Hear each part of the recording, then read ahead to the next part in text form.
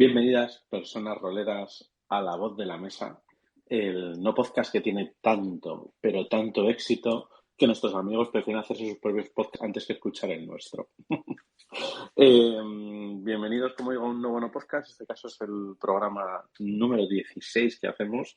16 semanas ininterrumpidas. Madre mía, creo que nadie en la historia había hecho algo con tanta pasión como nosotros, ¿no? Porque yo pensé que esto era como apuntarte al gimnasio, ¿no? Que hacías uno y ya quedaba como que ya había sido todo el año.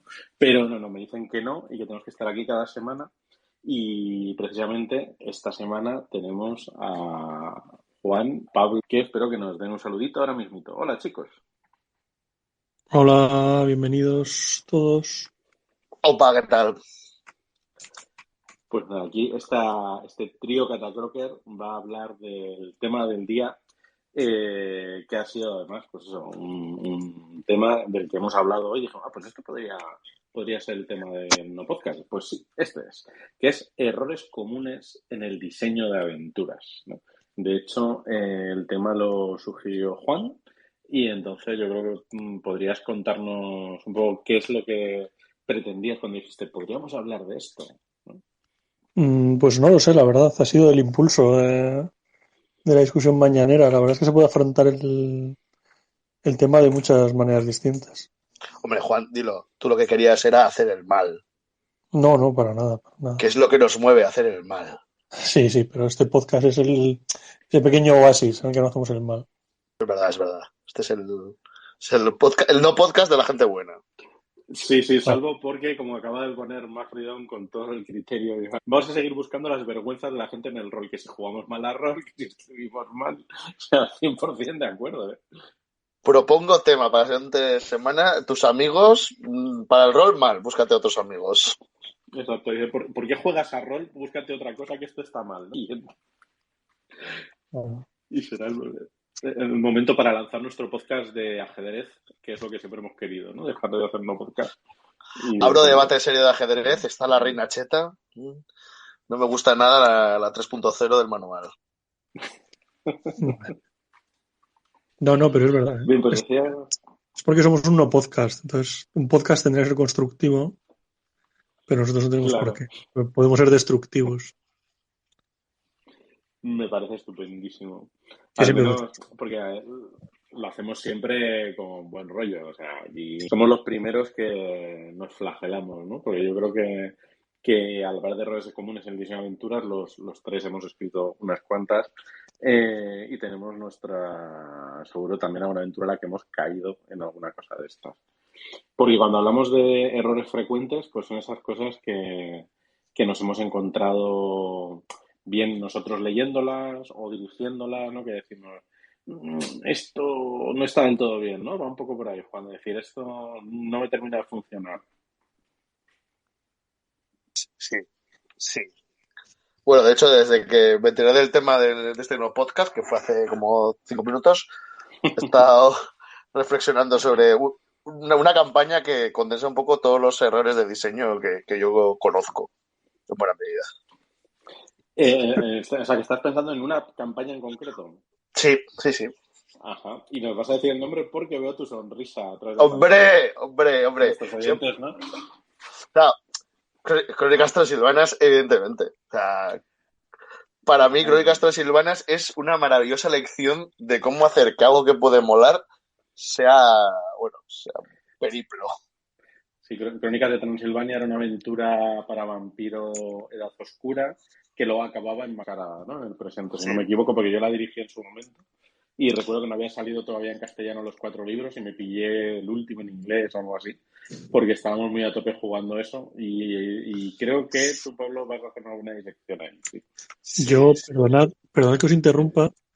Yo iba a decir que en realidad probablemente entre los tres habremos hecho todos los fallos de los que podemos hablar y con eso nos vale.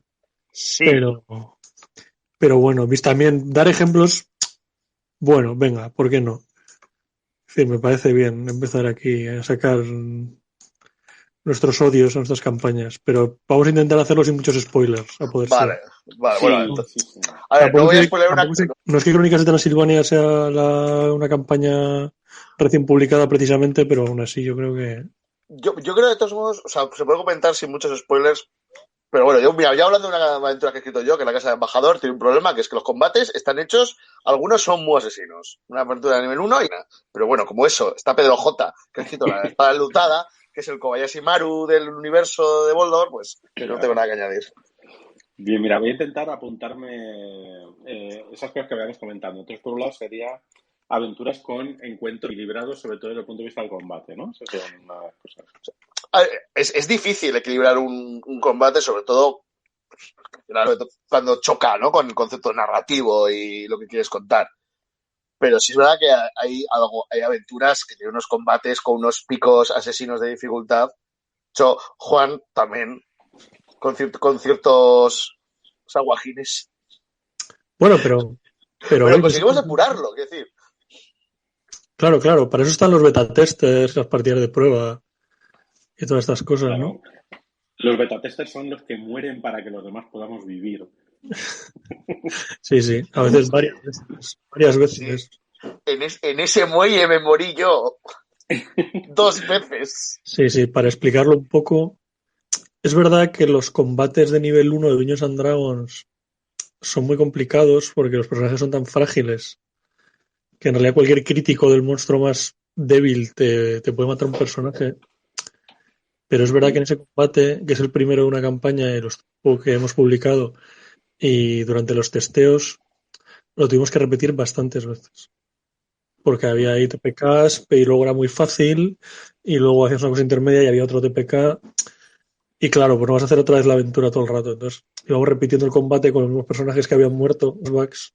Y claro, eso se volvió una espiral de muertes cómicas y repetitivas bastante curioso. Pero llegó bien depurado porque luego cuando yo la jugué no murieron los aguajines, murieron con los 3 ataques por turno de unas criaturas que no deberían tener 3 ataques, o eso pensaban los jugadores, hasta que les clavaron 3 críticos. Pero es que mis dados estaban en racha. Claro, es lo que te digo. ¿Estaba depurado? Sí, pero a un personaje de nivel 1 al final, pues eso, si el máster te saca 2 críticos... Bueno, y que pues Pedro J es un asesino de personajes, eso sabe todo el mundo, es un killer. Ya, tío, yo tenía fama de Master Mamá y no sé en qué momento se ha torcido la cosa. Yo de compensatorio. La edad. Al crecer maduramos. Yo, por ejemplo, a mí en la Casa Embajador, que es una aventura de nivel 1 y tal, que no tiene mucho combate, pero tiene es verdad que le encuentro con las sombras, pues ahí se puede morir algún que otro personaje. También es verdad que Quinta se beneficia de que la muerte es relativamente fácil de evitar. Sí. Sí, comparado con las ediciones anteriores de tengo 4 puntos de vida y un misil mágico, ¿no? Pues aquí tienes más recursos. Y es verdad que quizás el nivel 1, si te coge nuevas en el juego, es complicado, ¿no? Entonces, incluso encuentros presuntamente equilibrados se te pueden ir muy, muy fácilmente si no manejas bien los recursos del juego, ya no solo de tu clase, sino en los descansos cortos, etcétera, ¿no? Claro. Pues nada, ahí tendríamos ya un error, ¿no? De estos, el de combates equilibrados. Sí, incluso a lo mejor de cara, yo por eso, por ejemplo, cuando íbamos a jornadas partidas siempre intentamos llevar personajes de más nivel, ¿no? De nivel 2, de nivel 3, que aunque puedan ser un pelín más complejos, no están constantemente ahí en el filo de la muerte horrible. Nos comenta Joan también otro error que yo creo que estaremos de acuerdo, al menos yo lo estoy, que es el de presuponer en las aventuras que hay un curso de acción que es el que van a hacer los jugadores y no otro, ¿no? Cuando muchas veces ese curso de acción no necesariamente es el más lógico, ¿no? Hacer esto, van a entrar en sigilo en tal sitio y si les da problema a la puerta y hablar con esta gente, ¿no? Y eso, claro, cuando es una aventura publicada y quieres ceñirte mucho a ella, te puede dar problemas, porque claro, tú quieres encarrilarles por ahí, pero que hay aventuras en las que presuponen muchas cosas, ¿no? Eso creo que sería otro error común. Yo no sé cómo lo he encontrado.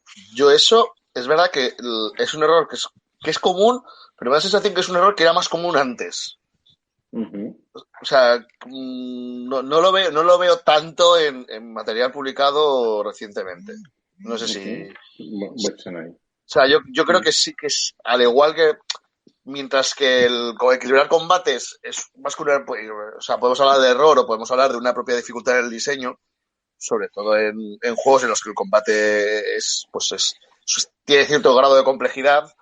Esto me parece que es más una cosa que aparecía mucho en módulos viejos, en material publicado pues, en los 80, en los 90 y principios de 2000, y que ya no se ve tanto, que se sigue viendo, pero yo creo que sí, con formas abiertas que se están imponiendo y tal, pues está un poquito más acomedido, no sé. La sensación que me da, ¿eh?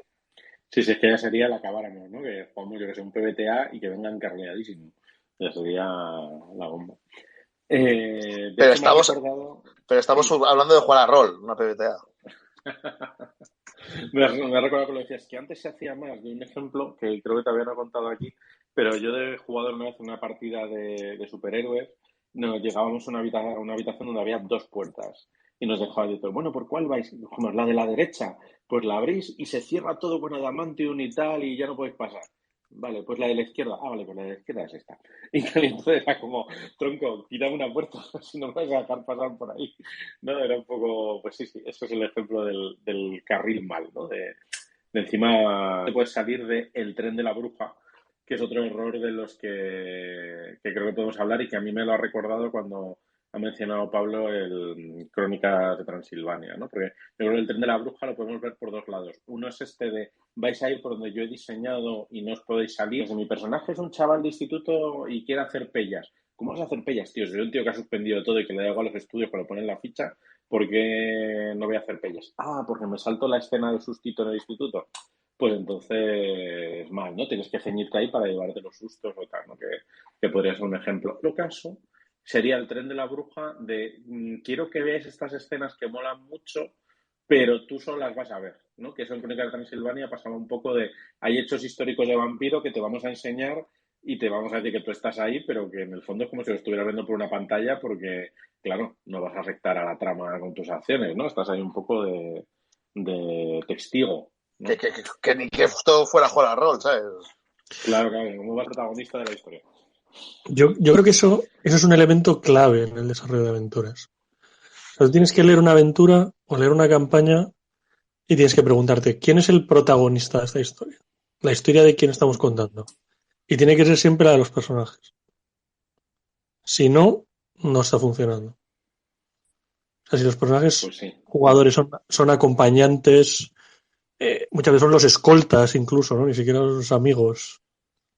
¿No? Y solo están ahí, pues eso, o los recaderos, sí, incluso, ¿no? Pues eso no funciona, porque lo que tú quieres, lo que uno quiere nuevamente es ser el protagonista, o por lo menos tener influencia sobre los eventos. Sí. Yo, por ejemplo, hay una aventura que resuelve, una campaña que resuelve, creo que esto muy bien, es que tiene un buen equilibrio, pues me la acabo de leer, entonces la tengo bastante fresquita, es La Caída de Londres. En La Caída de Londres, o sea, los personajes tienen el equilibrio perfecto entre estamos aquí, tenemos una movida, pero tenemos una movida que nos han arrastrado a todo este mogollón y vamos a tener que lidiar con gente tocha y muy asentada y tal, con personajes que son en realidad los protagonistas de Londres y somos en cierto modo recaderos, pero consigue el hecho de que seas central. Y me parece muy complicado, o sea, y por ejemplo cuando Pablo Sixto nos la dirigió, o sea, yo creo que no lo supe, al menos apreciar tan bien como ahora que lo lees y dices, coño, está bien escrito y encima él lo hizo muy bien. Es un poco... Me ha agradado, porque ya que hablamos de de campañas que lo hacen mal, pues hablemos de campañas que lo hacen bien. Pues sí.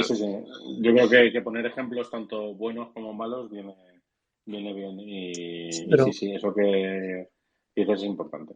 Además es importante, pues claro, no hay que confundirlo con ser los más poderosos de la trama.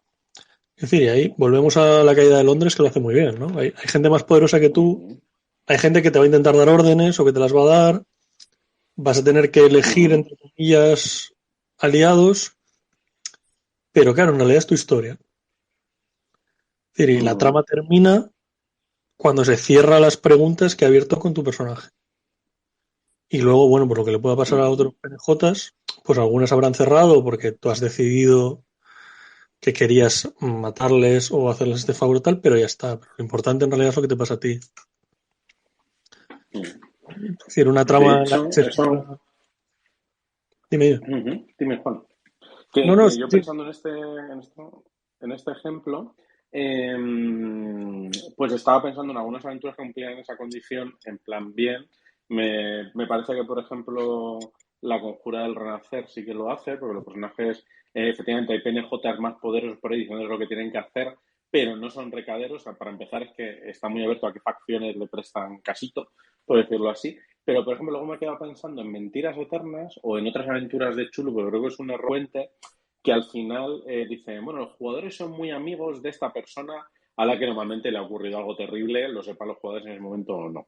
Pero ¿qué pasa? Que esa persona a la que le ha ocurrido algo terrible, pues te lo ha dicho el máster de ponte como amigo a esta persona. Y muchas veces ni se ha invertido tiempo psicológico, por decirlo así, en crear ese lazo. Y al final, 3 aventuras después, dices, ¿por qué estoy masacrando a estos aborígenes delante de un templo para evitar a los mitos? Era porque alguien que no me acuerdo ni cómo se llama me caía bien, que lo ponía en la ficha. Entonces es un poco, ¿no? Esos lazos con la historia. Sí, eso tiene maneras de arreglarlo en realidad.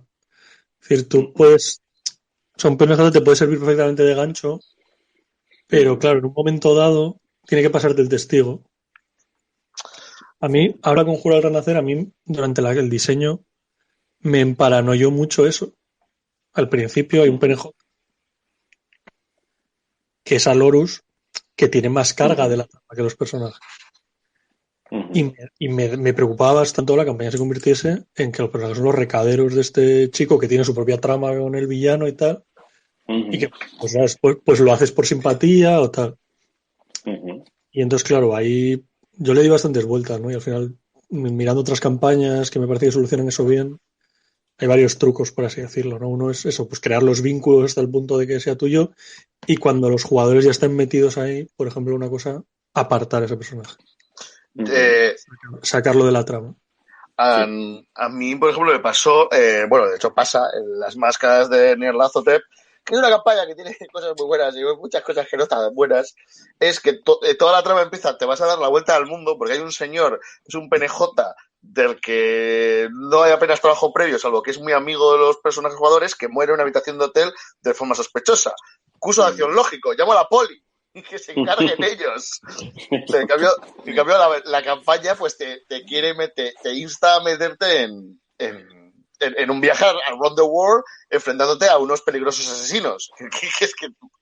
Que es un poco esto, pues, o cuentas mucho con que los jugadores asumen que es esto lo que se va a jugar los próximos 50 días, o no juegan, o metes curro. Y cosas que se ha hecho, por ejemplo, es matar a un personaje que en realidad es el personaje de otro jugador. Y entonces dice, ¡ha matado al personaje de Manolito! Entonces, pues bueno, al menos es un poco de farfala vendetta. Pero, o sea, pues comentando una que ha hecho bien, que es Juan, y una que ha hecho mal, que es Las Máscaras. Es un poco, ¿no? Es un poco, por ejemplo, yo que sé, Star Wars, ¿no? La trilogía antigua. Pues en realidad, si tú ves la trama del planteamiento inicial, ¿no? Pues en realidad el protagonista puede ser Obi-Wan, ¿no? Ben Kenobi, ahí que es el que tiene su vendetta con Vader y tal, y no Luke, que es un personaje que no pinta nada en principio. ¿No? Y luego, pues eso va evolucionando, entre otras cosas, pues quitando a Ben Kenobi de la trama, bueno, hasta hacerlo personal. Bueno, Ben Kenobi que dice, bueno, hasta aquí hemos llegado. La prejubilación le llega. Me voy a prejubilar, que llevo 20 años en el desierto chupando sapos. Sí, claro, en realidad, al final un poco lo que estáis diciendo de, ¿no? De hacerlo personal, ¿no? Lo que en realidad es un consejo que se da siempre en el rol, ¿no? Es hacerlo personal. Que los personajes no estén por ser recaderos o porque les pagan, sino porque sea un tema ya suyo. Claro, no necesariamente hay que hacerlo en el planteamiento. Entonces, no, ponte amigo de fulanito tal. En realidad no tiene por qué. Eso puede ser un primer capítulo de la campaña.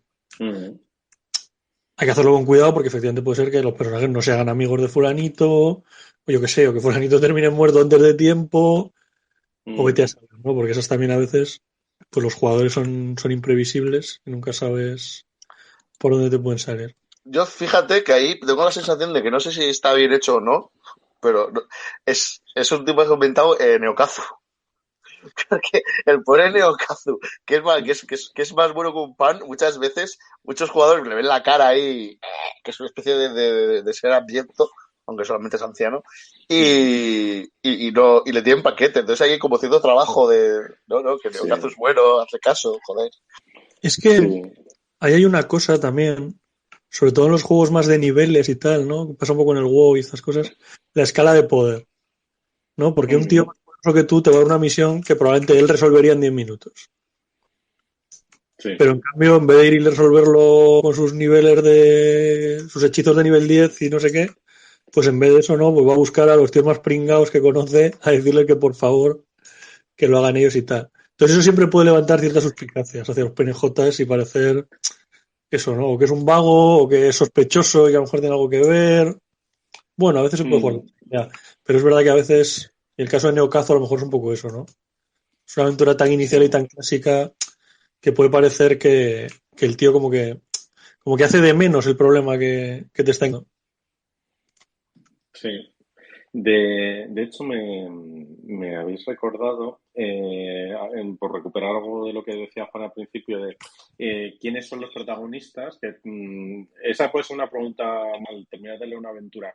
¿Esto quién lo protagoniza? ¿No? Porque, por ejemplo, vemos, por irnos fuera del rol, vemos la Comunidad del Anillo o el Señor de los Anillos en conjunto, y ahí claramente el foco, por ejemplo, viendo las películas, está en los hobbits, cuando podríamos decir, no, o sea, que hay un tío que tira flechas, un enano y un no sé qué, porque esos no son los protagonistas, por la implicación, por cómo se construye y demás, ¿no? Entonces, ahí también deben meter esos PNJs, o sea, Gandalf podría ser el protagonista del juego, pero no hace esa labor, como bien ha dicho Juan, se saca de en medio en algún momento y así todo funciona de una forma más orgánica. También sobre lo que decíais de no hacer necesariamente al principio esa inversión psicológica por parte de los personajes de hacerlo personal, pues yo hace tiempo dirigí una partida de Cultos Innombrables, que además a Dani, que la jugó, que era sobre las elecciones en Detroit.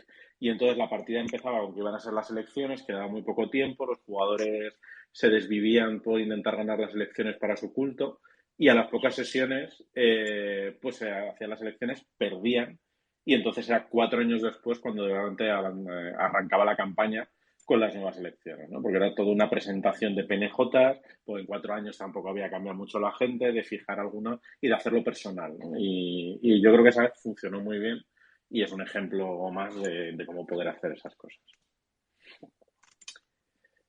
Pasamos un mar de Twitter, si os parece. Bueno, pues por ejemplo, Joan nos dice que algo que le pasó en Pendragón es que no avisa, supongo que está pensando en la gran campaña o similar, de la importancia futura de algunos PNJs en el futuro. Dice, hemos asesinado sajones e incluso britanos que 10 o 20 años después eran cruciales para cierto evento. Claro, eso es una cosa que en las campañas ambiciosas a veces está, si quieres que ese mismo personaje haga algo, tienes que preverlo, ¿no? Y decir, ojo, esta persona va a hacer esto luego, o al menos decir, ten en cuenta que si palma, pues lo tiene que hacer otra persona, ¿no? Esto, por ejemplo, vamos a la conjura del renacer, yo recuerdo que ahí sí que se avisa varias veces, si este personaje no está aliado con los jugadores, se hace esta otra cosa, ¿no? Y a mí al menos como director me daba más seguridad, ¿no? A la hora de enfocarlo. Bueno, sí, además es que la gran campaña es que está muy abierta, o sea, al final, o sea, es casi un siglo, no, es un siglo, ¿no? De jaleos en Britania, es que puede pasar de todo. Es que, a su nombre de la gran campaña, quizá podríamos debatir si en realidad es una campaña o un sandbox en el tiempo, ¿no? Sí. Porque realmente encajan muchos tipos de historia y prácticamente no te... O sea, tiene algunas estaciones, ¿no? Algunos eventos por los que en teoría tienes que pasar, aunque en realidad tampoco pasa nada porque no los pases. Pero yo creo que es más un sandbox porque puede tener todo tipo de historias. De hecho, me acuerdo, no viene en el libro de la gran campaña, pero viene en el libro de los sajones. La edición primera, no recuerdo ahora mismo si es de York, de la factoría, no me acuerdo quién. Viene un pequeño capitulillo de cómo jugar la gran campaña con los sajones. Y es un complemento y te detalla pues, algunas movidas históricas concretas y tal, y cómo ordenarlo. Pero claro, en ese sentido, pues claro, la historia no tiene nada que ver, porque la juegas con los villanos. Bueno, con los villanos, con la campaña original son los enemigos, ¿no? Bueno, sí, no, es como si estuvieses jugando a Señor de los Anillos con los orcos. Claro, no sé si es más una sandbox o una campaña, a pesar del nombre, pero bueno. Pero sí, yo creo que ese es el rollo. Una cosa, por resumir un poco lo que creo que estáis intentando decir, y a mí me ha venido otra campaña a la cabeza, creo que a veces un posible fallo de diseño de una aventura es dar demasiada libertad. No me refiero necesariamente a que demasiada libertad sea malo, que no lo es, ¿no? Cuando una aventura tenga, porque tus jugadores pueden ir a cualquier lado y pueden hacer cualquier cosa, sino a que no lo contemples, sino a que tú ofrezcas un sandbox o unas decisiones muy, muy abiertas, pero luego en realidad no te aseguras de que eso la campaña lo puede digerir. A nosotros nos ocurrió hace poco en... Me vas a tener que ayudar, Pablo, porque no recuerdo el nombre, de Francia Nocturno, que es la herejía cátara, o no muy bien cómo se llama. Herejía cátara, sí. Herejía cátara para Vampiro de Edad Oscura, que solo está en francés, que no voy a contarlo sin hacer spoilers, por si acaso. Pues si algún día ocurre un milagro. Que en un momento dado, el último capítulo, o de los creo recordar que es el último capítulo, necesitas, entre comillas, aliarte con uno de los potas poderosos que han ido saliendo con la campaña. Uno de una lista que son como 10. Nosotros tuvimos la fortuna de haberlos matado a todos. O habernos enemistado con todos. En general estaban muertos. Os pega muchísimo. Claro, efectivamente. Entonces ¿no? tuve que rebañar el fondo del barril. O sea, y quedó muy raro. O sea, hubo un momento de esos que pasan a veces en el rol y que signo de que algo no ha funcionado bien, que era en plan, ¿y por qué vamos a ir nosotros a esto? Entonces, en plan, ahora, ¿qué se nos ha perdido esta historia? ¿Por qué pintamos nosotros aquí? ¿No? O incluso, ¿por qué tiene sentido que ocurra esto si la mayoría de esta gente toda está muerta? Entonces, bueno, a lo mejor... La crisis existencial rolera. Sí, sí. O sea, fue una situación bastante particular porque, pues, que nuestra campaña fue un poquito más Sabbath que Edad Oscura y estuvo gracioso. O sea, ahora me río, pero en su momento fue un auténtico dolor de culo y tuve que hacer malabares.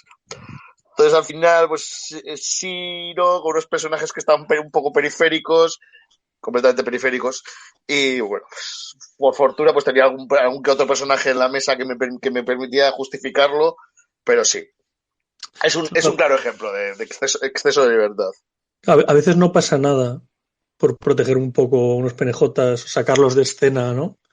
Incluso a nivel de metanarrativa, eso puede servir para que los jugadores empiecen a sospechar, uy, este va a ser importante luego, uy, aquí va a pasar algo, ¿no? Creo que sin que eso se convierta en unos raíles, ¿no? Que estamos todos de acuerdo en que eso hay que evitarlo. Bueno, aquí no era solo la muerte, ¿eh? También hubo casos de no. Porque alguien no quería aliarse con Goratrix, que es una buena persona. Bueno, mira, ¿ves? Eso nos puede llevar a otro fallo de aventuras, es que también los hemos cometido todos, yo creo. No explicar del todo la creación de personajes. ¿No? Sí, sí. ¿A quién no le ha pasado como máster o como jugador que de repente alguien se hace un jugador que casualmente es un enemigo mortal de la facción con la que se van a tener que aliar durante la campaña o que odia a no sé quién con el que a lo mejor de eso tienen que aliarse o es una facción que no pega ni con cola, ¿no? Yo qué sé, una campaña vampiro, que eso me ha pasado a mí, en la que alguien se hace de un clan y entonces casualmente la campaña gira en que ese clan ha traicionado al resto y entonces ese jugador pues está constantemente mal visto. Ese jugador del grupo. Que se ha hecho un trémere, generalmente. Bueno, un trémere siempre, cero dudas. Claro, ¿no? A veces es difícil porque parece que quita diversión, pero algunas campañas, ¿no? A lo mejor deberían explicar. Quizá no quieres hacerte un personaje de este estilo, no sé qué, ¿no? Por ejemplo, pensando en Second Darkness de Pathfinder, que sé que tú, Pedro, creo que lo has leído también, ¿no? Porque alguna vez lo hemos hablado. Pues claro, a lo mejor, pues no es una campaña a lo mejor para jugar con un drow. Y si me apura, casi tampoco para un elfo. Ya. Sí, malos tiempos para las partículas. O si vas a tener que hacerte un elfo, evita ciertas cosas, ¿no? Ese tipo de coger tu partida y decir, vale, con un personaje genérico no hay problema, pero ¿qué tipos de personajes viables, de los que suelen hacer, pueden dar problemas en mi campaña? Creo que eso es importante también. Sí. Yo estoy de acuerdo. Bueno, o qué personajes te van a hacer falta, porque a veces... Al revés. Sí, es que el caso contrario también es gordo. O sea, decir, esta campaña se puede jugar con cualquier tipo de personaje. No es verdad. O sea, esta campaña te va a pedir claramente que alguien tenga o bien estos conocimientos o bien habilidades en este palo para que se atasque y esto no sea bien en PNJ resolverte la otra cosa que no Sí, mola. porque es verdad que hay veces que las aventuras y también los juegos pegan muy de esto vale todo, ¿no? Que te dicen, esto se puede jugar con cualquier combinación de no sé qué. No, no, señor. Esto luego pone aquí que si hay un bárbaro lo echan de la ciudad, ya, ¿no? O sea que efectivamente coincido con vosotros en eso, ¿no? Que a veces, y que no está mal, incluso a mí me parece positivo, oye, vamos a hacer una aventura enfocada a este colectivo o a este tipo de personajes o tal. Oye, estupendo. Dame más. Sí, y a ver, y también das una ayuda al, al propio grupo para que salga más cohesionado y tenga un poquito más de idea. También nosotros lo hicimos bastante bien en Draculado Dosier, que al final nos hicimos pues una conspiración con una serie de talentos y íbamos cubriendo. Y los personajes que demostraban ser inútiles acababan muertos o obviados. Eso, por ejemplo, lo hace muy bien Pathfinder otra vez. Uh-huh. Para todas las campañas gordas tenía un capítulo cero, ¿no? Una especie de, como de guía de personajes para esa campaña, en la que tampoco a veces no te restringía, pero te daba más ideas y sobre todo pues te va tras los dotes, objetos relacionados con la ciudad o el sitio donde iba a suceder la campaña, ¿no? Te ayudaba, pues eso, a hacerlo personal. Y a veces también te da consejos sobre qué personajes a lo mejor no tienen mucho sentido o qué personajes pueden pegar más, qué razas suelen vivir en esta ciudad, qué problemas hay, ese tipo de cosas, ¿no? Que te deja hacer. Ya no es solo personajes que vayas a necesitar o que no vayan a cuadrar, sino incluso ayudarte a integrar mejor personajes. Sí, sí. Yo creo que Que ahí tiene. funciona muy bien. Mm. Y en relación con lo que hemos hablado un poco de nuestra experiencia de diseño de aventuras, Steph nos traslada una pregunta y dice, más que un comentario, tengo una pregunta. ¿Cuándo os disteis cuenta de que la aventura o campaña que habéis escrito tenía un fallo garrafal? ¿Os lo dijo alguien? ¿Fue en el testeo? ¿Lo descubristeis cuando la gente se quejaba de que la espada enlutada era muy mortal? ¿Qué le respondemos a Steph? Sí, o sea, joder. Yo, pues, a ver, pues caso paradigmático que es prácticamente meme en Colectivo 9 es la casa Saga de Dragones, que es la cuarta del ciclo de Sarkar, si me falla la memoria. ¿Cuarta? Sí. Tenía antes una trampa siga horrible que eran 6.000 palabras. Uh-huh. Y entonces eso no... En una grapa eso era ridículo. Eso, claro, fallo de diseño por mi parte. Y hacía que la partida se parase en seco, los personajes estuviesen dando vueltas en un erial que no existía, por lo tanto no conducía absolutamente nada. Pero cortar, quitar, eliminar, Uh-huh. suprimir. No llegó a la versión. Pero existe y lo reconozco como una persona madura que soy. Sí, probablemente en todos los pasos a la vez.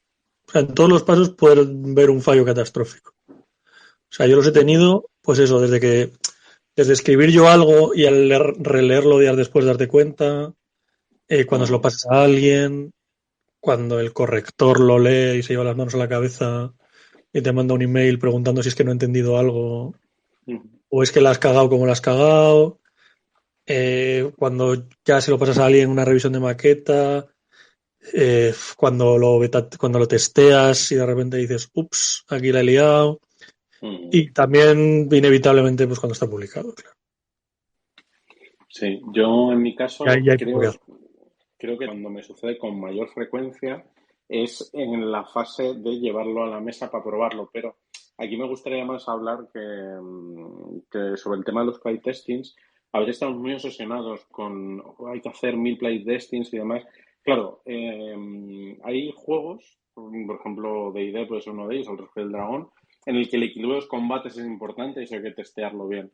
Pero hay otras veces que por el sistema de juegos, su aproximación y demás, tienes que probar más bien estas cosas que hablábamos antes, como el gancho de la aventura se sirve, las directrices que he dado se adaptan a distintas opciones y que esto al final no requiere cantidad de playtesting, ¿no? No hace falta hacer un sandbox con 80 grupos de playtesting durante 2 años, sino a veces pues planificar bien esto y sobre todo a veces plantear qué es lo que quieres detectar, ¿no? Entonces yo sí que en mi caso, cuando estoy escribiendo algo para publicar, suelo escribirlo ya con borrador antes de llevarlo a mesa y ahí en la propia mesa, mientras estoy dirigiendo, me doy cuenta de esos fallos, ¿no? O la persona que lo dirige por mí. Porque me suele pasar más a mí de esto que estoy haciéndolo y me sale dirigirlo de una forma que no es la que está ahí escrita. Entonces digo, aquí hay algo que se está enganchando mal, ¿no? Pero como dice Juan, puede ser en cualquier fase del proceso. Ahí ayuda mucho, por ejemplo, si tienes a alguien que te lo lea, un colega, lo que sea, que Sí. te lea el borrador, no solo que lo lea y te diga me ha gustado o no me ha gustado, incluso ni siquiera que te diga si se entiende o no se entiende, sino a veces preguntarle, ¿qué has entendido? Sí. No, ¿cómo harías esta escena? Porque a veces han entendido otras cosas o no es lo que tú tienes en la cabeza o lo que has escrito no es lo que querías escribir y a veces no, la forma más eficaz de eso es preguntar concretamente, ¿no? Cuéntame esta escena o tú qué crees o ese tipo de cosas, ¿no? Intentar hacer preguntas y obligar un poco entre comillas a ello para ver que efectivamente se ha entendido bien. Hombre, Sí. buscar feedback más que el aplauso siempre. O sea, eso es No, pero mejor. No, pero quiero decir, preguntar a la gente o sea, pedir el feedback. Eso a mí me pasa en el trabajo. O sea, yo escribo documentos que luego sirven como guías para cosas y a veces no crees que has escrito algo que es para que dices una cosa y las personas entienden otra completamente distinta. Pues eso, en un documento que puede tener 40.000 palabras, como es una aventura, pues eso es un pollo, ¿sabes? Porque no deja de tener una historia. Igual estás dando a entender cursos de acción, que abres dos personajes o que están haciendo perejotas que no existen. Entonces, eso que dice Juan es muy interesante. Y leer, chicos, hay que leer. A ver, está bien, estimula el cerebro y te da perspectiva. Luego, por ejemplo, aunque ya es un poco el borde de las cosas, un poco más raras, a nosotros a veces en Colectivo 9 nos funcionan bien los... No es exactamente una reducción al absurdo, aunque casi, que es llevar las cosas a los extremos. ¿No? Buscarte extremos que casi prácticamente sean un meme, pero que a veces te ayudan a forzar las cosas, ¿no? Dices, si llego aquí, si se entiende esto, tal, o si esto sirve prácticamente cualquier cosa. ¿No? Para dar un ejemplo, si conocéis Cultos Innombrables y si os habéis sentado alguna vez a hacer una aventura de Cultos Innombrables, un problema bastante frecuente, ¿no? Es intentar escribir una aventura que funciona para prácticamente cualquier culto. Sí. Sobre todo si es algo comercial o que quieres publicar.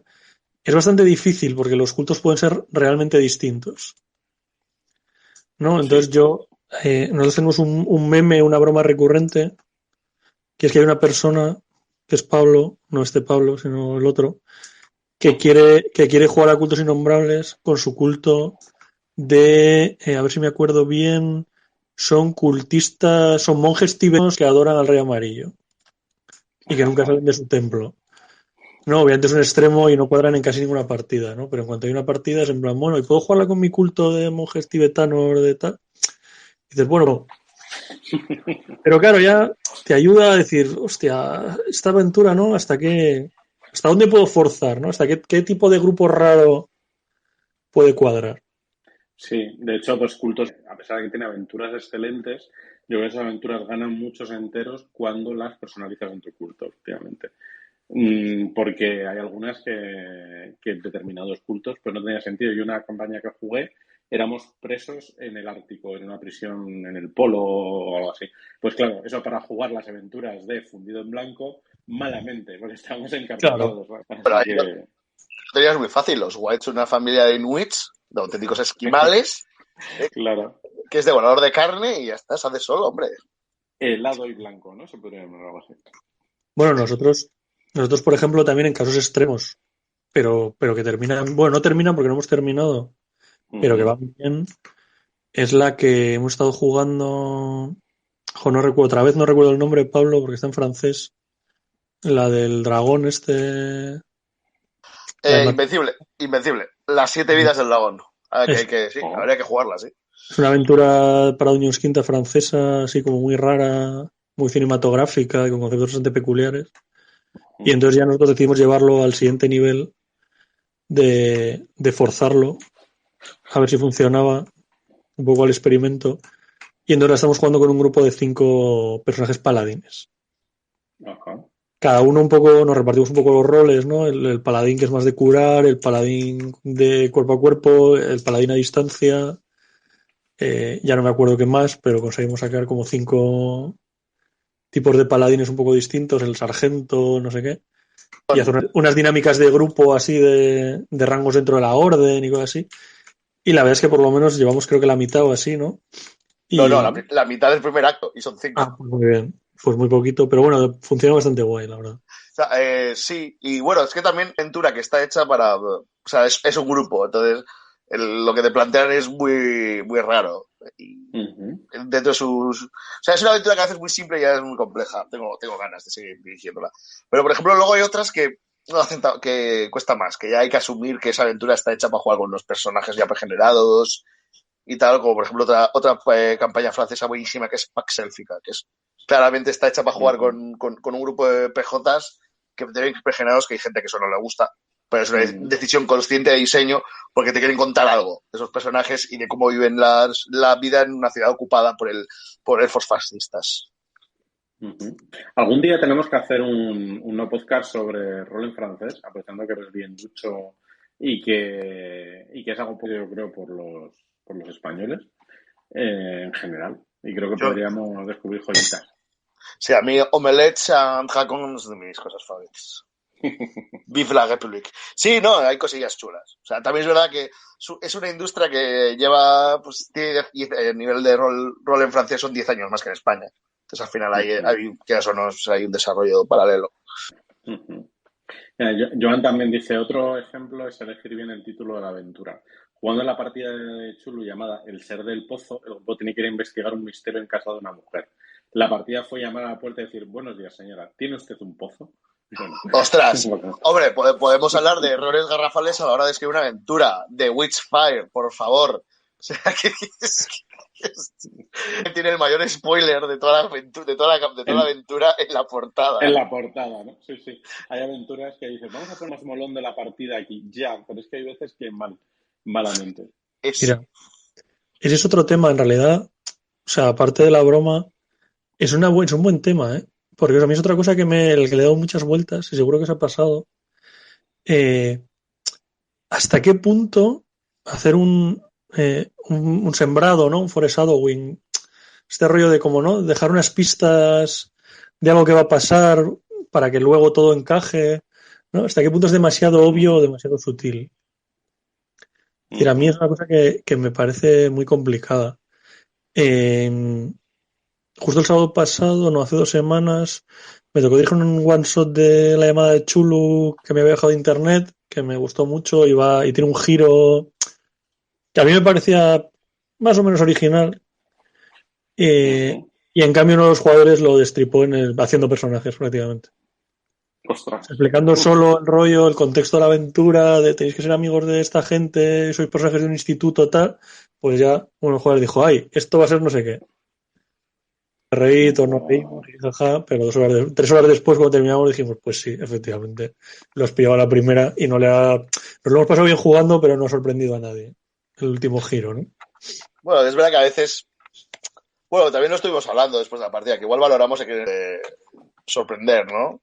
Que a veces llega un momento en el que es más importante el viaje que llegar al destino. En este caso, estuvo guay.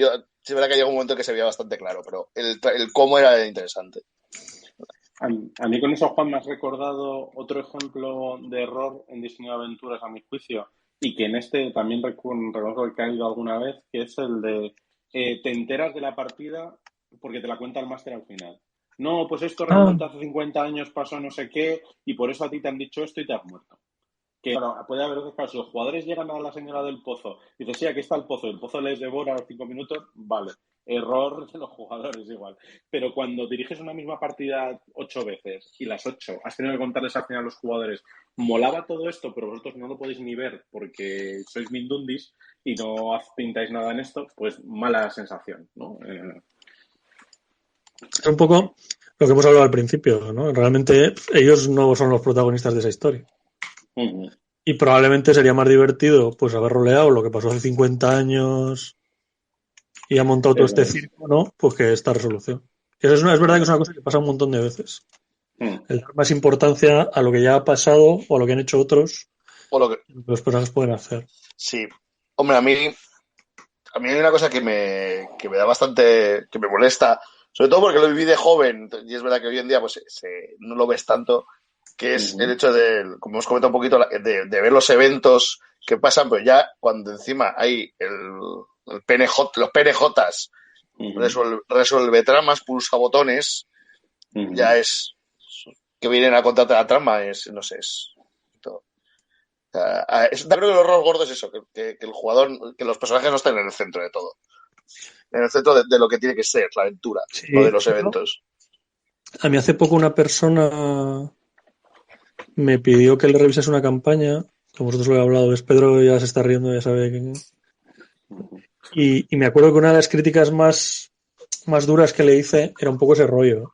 Había un PNJ que era prácticamente el protagonista de la historia. Y entonces los personajes eran los recaderos. Llegado al punto, no solo de que él tenía la trama, o sea, es verdad que no tenía las escenas molonas, o sea, no había vídeos, quizá... Cinemáticas. Ni había cinemáticas como en Vampiro antes, ¿no? De entra fulanito y le dice no sé qué, que el máster se tira leyendo 4 páginas ahí. Eso no había, pero se veía cosas en plan, bueno, los personajes rescatan esta reliquia y entonces fulanito la traduce, deduce que no sé qué, se da cuenta que es no sé qué y entonces manda a los jugadores a arreglar esta movida. Y entonces los jugadores vuelven y le cuentan tal. Y entonces él deduce que es no sé qué y les explica que no sé qué tal. Y entonces ahora tienen que hacer no sé qué.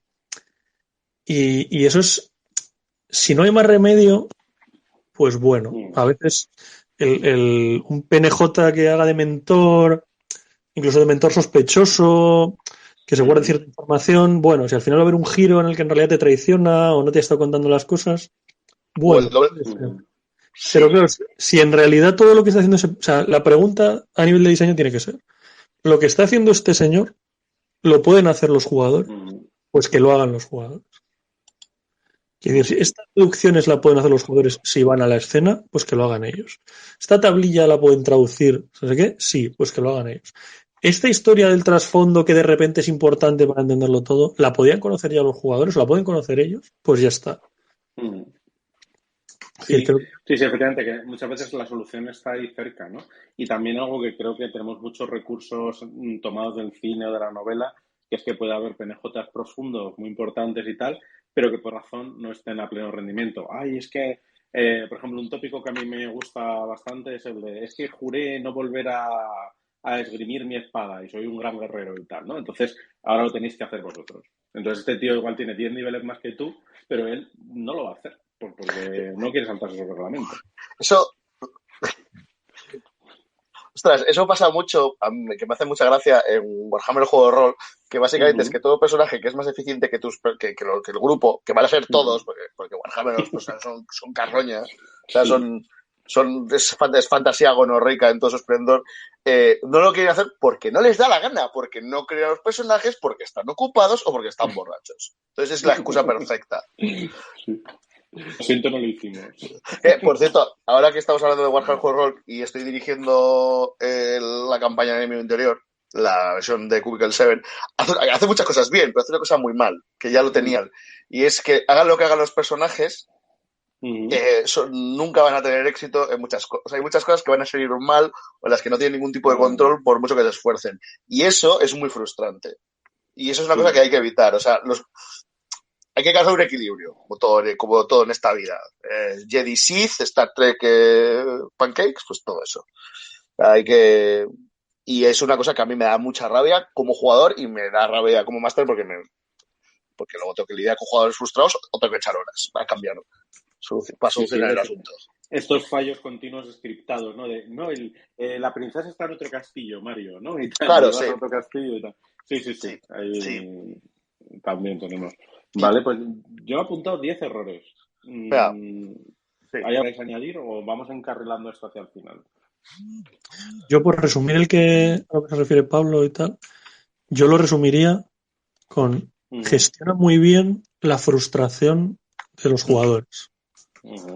¿No? Un consejo que se da mucho y que en realidad es cierto casi siempre, es lo de golpear a tus jugadores, ¿no? Que no todo sea fácil, que no todo les vaya bien, eso es verdad, pero a veces se puede pecar de lo contrario también. Hay que dar victorias. O sea, efectivamente, y sobre todo intentar no ser injusto.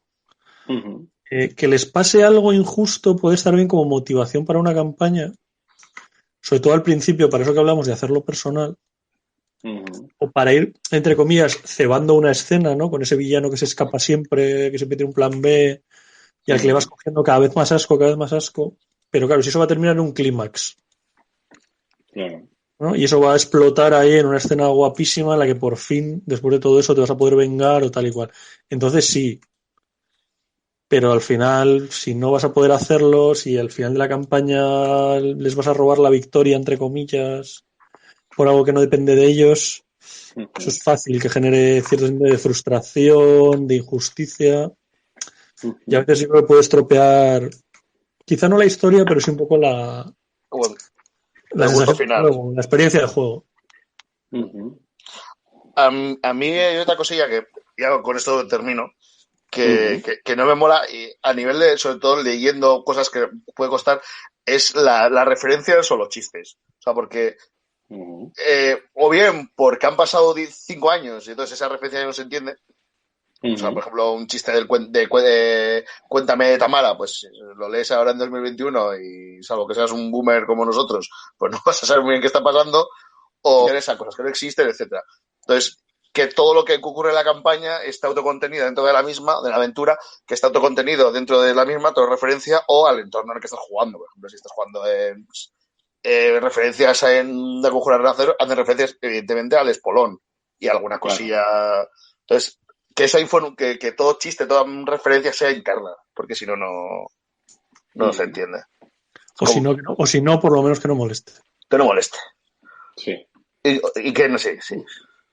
Pues ha quedado muy, muy orgánico estos consejos finales y recopilar los errores que hemos mencionado, pero antes, un comentario que nos ha dejado Esther, dice, al oíros hablar de rol en francés, nos propone otro tema, marcianadas y rol, las cosas más raras que nos hemos encontrado en una partida de rol.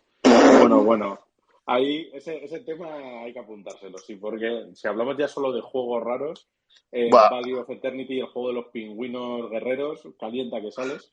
Bueno, a mí Pedro J me acaba de hablar de su campaña de fundido en blanco con esquimales y estoy flipando. Claro. Así que apuntamos el tema, Steph, y por supuesto invitada a venir si quieres. Bueno, hago el recopilatorio de errores si queréis y si tenéis alguna reflexión final la añadimos y con eso nos despedimos por hoy, que también nos está quedando un programa larguito. Hemos hablado de combates desequilibrados, del efecto tren de la bruja en el que los jugadores son testigos y ya está. Presuponer un curso de acción único, que los personajes no sean realmente los protagonistas de la historia. Dar demasiada libertad o demasiada poca, ¿no? Como lo del tren de la bruja que decíamos antes. No explicar lo suficiente al crear los personajes en la sesión 0 o similar, ¿no? Y entonces verte atrapado con el personaje que te hiciste con lo que sucede en la historia.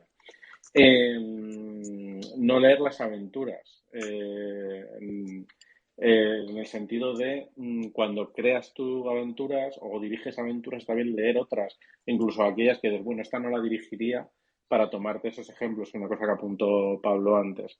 Enterarte de las cosas fuera de juego, porque te la tiene que explicar el director del juego porque tú no la has entendido, porque no podías enterarte.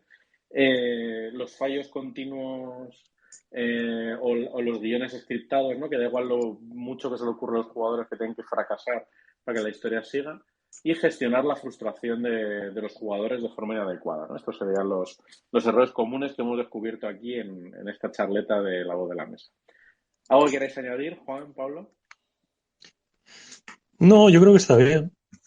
Creo que para muchos de estos fallos, otros formatos, como pues el cine, las series, los cómics, nos ayudan bastante. y es bueno sacar ideas de ahí. Creo que en el rol se hace poco, por lo menos en el que conozco yo, ¿no? Por ejemplo, para todo este rollo de la información, sacar información fuera o ver lo que hacen los jugadores, todo el tema, ¿no? De flashbacks, jugar con otro personaje, una escena concreta de algo que te está pasando pero que es importante, ¿no? Cambios de perspectiva, todas esas cosas, en el rol también funcionan guay. Bueno, eso, por ejemplo, un poco la versión del rol es la ayuda de juego, en gran medida. O sea, el muestra y no cuentes, o sea, tú dar algo que visualmente lo puedes encima de la mesa sin que tengas que estar parafraseando 15 párrafos, hace mucho. Y además, por ejemplo, los franceses lo hacen muy bien. No, y por ejemplo, volviendo al origen, la caída de Londres lo hace bastante bien también. Bueno, es que de hecho, es que lo hace muy bien y además le da un sentido dentro de él que queda muy bien, queda guay. Claro, por eso tiene que contarte... Ya me habéis hablado muy bien de ella y tengo ganas de echarle un ojo porque además aventuras de vampiro oficiales así que tengan este aura de mitiquismo no hay muchas. Me apetece. Hombre, hay una que se llama Factor Chaos, es muy buena, deberías jugarla, es una maravilla del diseño. Sí, esa para leer está bien, sí. Mira, esa para el podcast de Marcianas del Rol. Eso es. Sí. Muy bien, chicos, pues nos vamos a despedir ya por hoy. Ha sido un placer, Juan Pablo. Nos vemos y nos escuchamos en otro programa, espero. Y iniciamos ya el camino hacia fin de año, que habrá que hacer algo especial, ¿no? Hombre. No sé, algo peculiar. Puedes abrir una encuesta y luego ignoramos completamente el resultado. Yo creo que es el curso de acción correcto. Sí, podéis sugerirnos en este mismo hilo si queréis de qué os molaría que fuera el especial de Navidad. Yo, si hay bastante participación, prometo hacer presión para convencer a esta gente de poner algún tema de esto. Yo comento que odio la Navidad, o sea. Pero podemos hacer un directo con todo el mundo que quiera entrar, por ejemplo. Por ejemplo. Que no lo hemos hecho nunca, hemos tenido ganas. Sí, podemos dar el micrófono y... Eso es, porque es verdad que una de las pegas cuando alguien quiere entrar es que ahora mismo Twitter pues pone algunas restricciones, tienes que hacerlo desde el móvil, nosotros necesitamos que lo hagáis con cascos para que no se nos oiga a nosotros mismos hablando, pero bueno, sí, tomad nota si nos estáis escuchando y ya sabéis que los miércoles a las 9:30, no dejéis que otra gente os diga lo que ahí es donde emitimos, de 9:30 a más o menos 10:30 y madre mía, qué tarde es ya, es hora de recogerse, que como nos estiremos un poco más, llegan los spoilers de Spider-Man y eso no puede ser. Uy, bueno. Mañana Spider-Man. Sí. Disfrutad y no seáis esa gente que hace spoilers. Nos vemos en la próxima emisión de La Voz y la Mesa. Adiós, personita rolera. Chao. Adiós.